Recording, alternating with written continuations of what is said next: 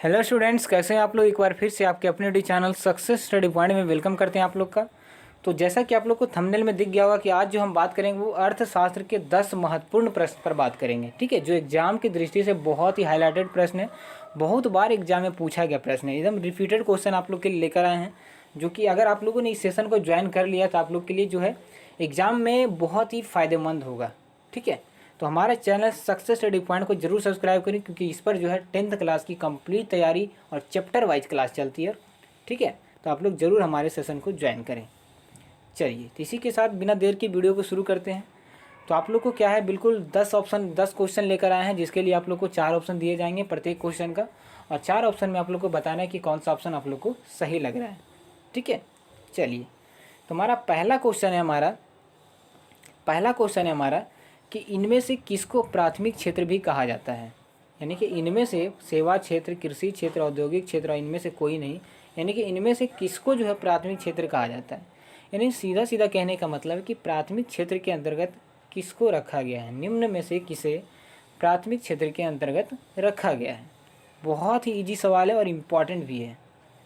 क्या हो जाएगा इसका करेक्ट आंसर, जल्दी बताइए। कि सेवा क्षेत्र, कृषि क्षेत्र, औद्योगिक क्षेत्र और इनमें से कोई नहीं, यानी कि ये 3 ऑप्शन यानी 4 ऑप्शन में आप लोग को बताना है कि कौन सा ऑप्शन आप लोग को सही लग रहा है। ठीक है, बिल्कुल सोच समझ कर जवाब देना है। चलिए, क्या हो जाएगा इसका राइट आंसर।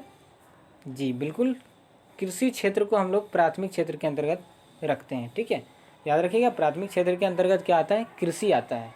तो कृषि जो है प्राथमिक क्षेत्र के अंतर्गत आता है। दूसरा नंबर प्रश्न है हमारा कि इनमें से कौन बहुराष्ट्रीय कंपनी नहीं है। क्वेश्चन समझिए क्या है कि इनमें से कौन बहुराष्ट्रीय कंपनी नहीं है। ठीक है, इसके लिए आप लोग को 4 ऑप्शन दिए गए हैं। फोर्ड मोटर्स हो जाएगा, पतंजलि, पार्ले या कोका कोला। तो 4 ऑप्शन आप लोग को बताना है कि 4 ऑप्शन में कौन सा ऐसा ऑप्शन जो है बहुराष्ट्रीय कंपनी नहीं है। ठीक है, चलिए,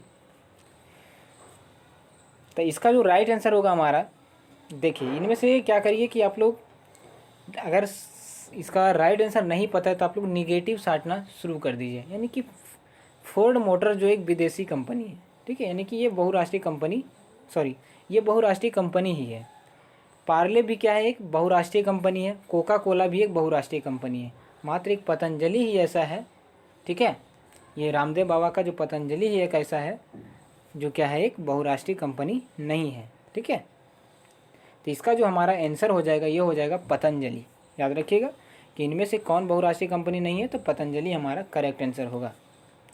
चलिए, दूसरा है कि बैंक का एक उदाहरण है। बैंक को किस सेक्टर के अंतर्गत रखा गया है। ठीक है, बैंक को किस सेक्टर के अंतर्गत रखा गया है, प्राथमिक क्षेत्र, द्वितीय क्षेत्र, तृतीय क्षेत्र, उपयुक्त तीनों क्षेत्र के अंतर्गत। ठीक है, चलिए, तो 4 ऑप्शन में आप लोग को बताना है कि कौन सा ऑप्शन आप लोग को सही लग रहा है। कौन सा ऑप्शन जो आप लोग को सही लग रहा है, जल्दी बताइए कि 4 ऑप्शन में कौन सा ऑप्शन आप लोगों के लिए सही लग रहा है। बैंक एक उदाहरण है, प्राथमिक क्षेत्र, द्वितीय क्षेत्र, तृतीय या फिर इनमें से तीनों। तो इसका जो राइट आंसर होगा हमारा ये ऑप्शन नंबर सी हो जाएगा कि बैंक को तृतीय सेक्टर कहा गया है। ठीक है, याद रखिएगा कि बैंक को तृतीय सेक्टर कहा गया है, यानी कि तृतीय क्षेत्र के अंतर्गत रखा गया है। चलिए, चौथा है वित्तीय संस्थान पूरा करते हैं। क्या पूरा करते हैं वित्तीय संस्थान, स्वास्थ्य संबंधी ज़रूरतों को, या खाद्यान्न संबंधी ज़रूरतों को, या ऋण संबंधी ज़रूरतों को, या जल संबंधी ज़रूरतों को। तो बताइए जल्दी जल्दी कि वित्तीय संस्थान क्या पूरा करते हैं। स्वास्थ्य संबंधी ज़रूरतें, खाद्यान्न संबंधी ज़रूरतें, ऋण संबंधी ज़रूरतें या फिर जल संबंधी ज़रूरतें। चलिए, क्या हो जाएगा इसका राइट आंसर। आप लोग को 5 सेकंड का टाइम दिया जा रहा है।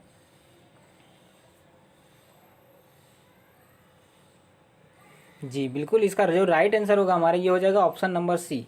ऋण संबंधी ज़रूरतों को क्या करता है, वित्तीय संस्थान पूरा करती है। ऋण संबंधी ज़रूरतों को वित्तीय संस्थान क्या करती है, पूरा करती है।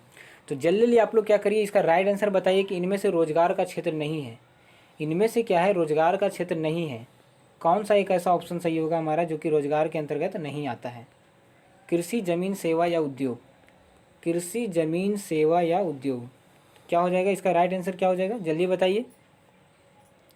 ये 5वां नंबर प्रश्न है हमारा। इनमें से कौन किसके अंतर्गत जो है रोजगार नहीं मिल सकता है? क्या हो जाएगा इसका राइट आंसर?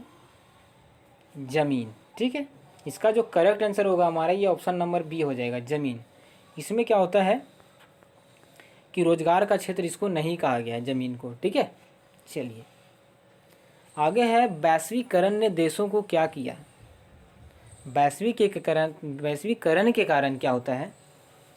देश क्या होते हैं? ठीक है, कुछ दूर हो जाते हैं, या करीब हो जाते हैं, या अति दूर हो जाते हैं, या बहुत दूर हो जाते हैं। तो 4 ऑप्शन में आप लोग को बताना है कि वैश्वीकरण ने देशों को क्या किया है।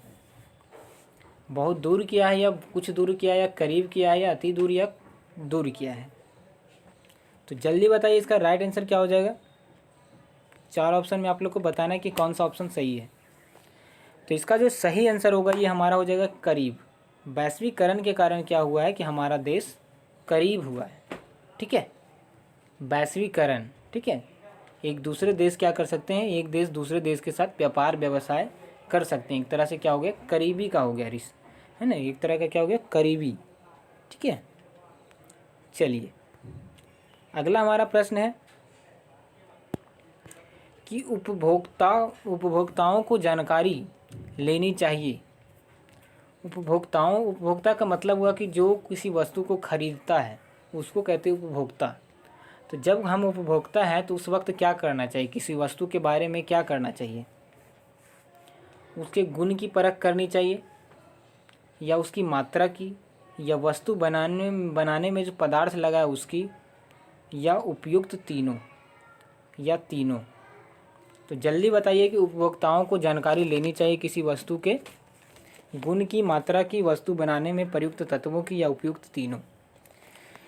चलिए, तो इसका जो राइट आंसर होगा हमारा ये हो जाएगा ऑप्शन नंबर डी।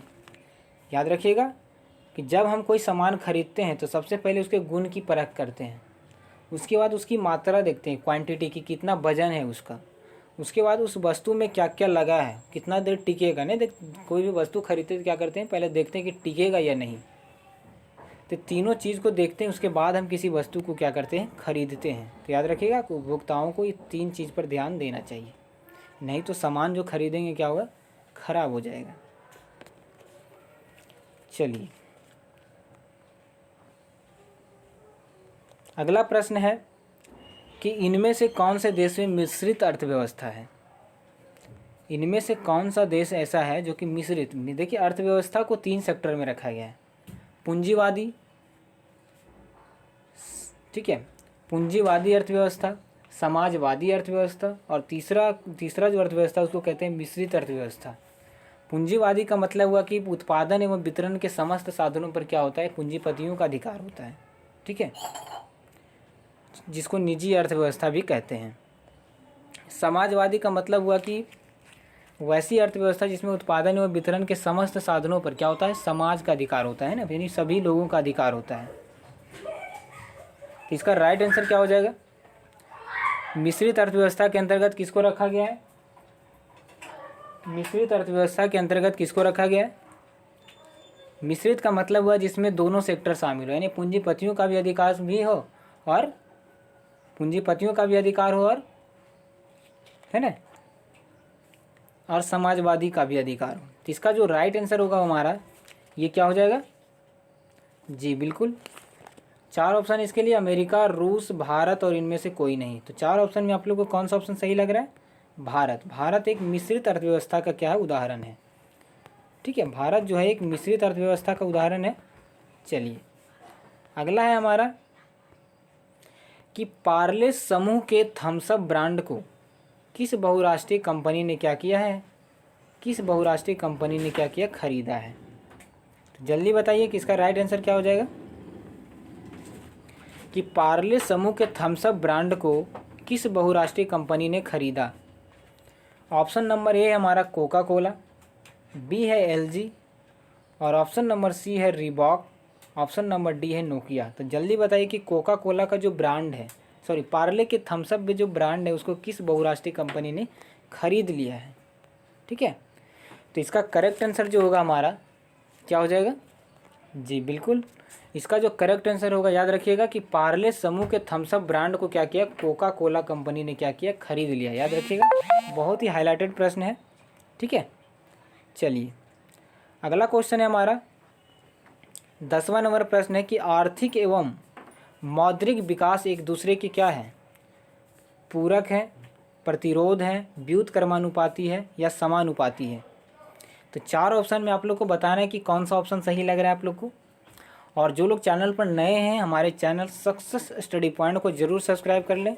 ये जो चैनल है 10वीं बोर्ड परीक्षाओं के लिए बहुत ही महत्वपूर्ण है। इस पर चैप्टर वाइज क्लास पर चैप्टर वाइज जो है ना, चलती है क्लास। ठीक है, चलिए सभी विषयों की चैप्टर वाइज पढ़ाई जा चुकी है। तो आप लोग प्लेलिस्ट में जाइए और वहाँ पर जिस भी सब्जेक्ट का आप लोग को स्टडी करना है, आप लोग सर्च करिए, आप लोग को क्या मिल जाएगा, उसका मटेरियल सामने आ जाएगा। हमारा चैनल का नाम है सक्सेस स्टडी पॉइंट, भूलिएगा नहीं। ठीक है, ज़रूर इसको सब्सक्राइब करिए। चलिए, तो इसका राइट आंसर क्या हो जाएगा, आर्थिक एवं मौद्रिक विकास एक दूसरे के क्या हैं, पूरक हैं।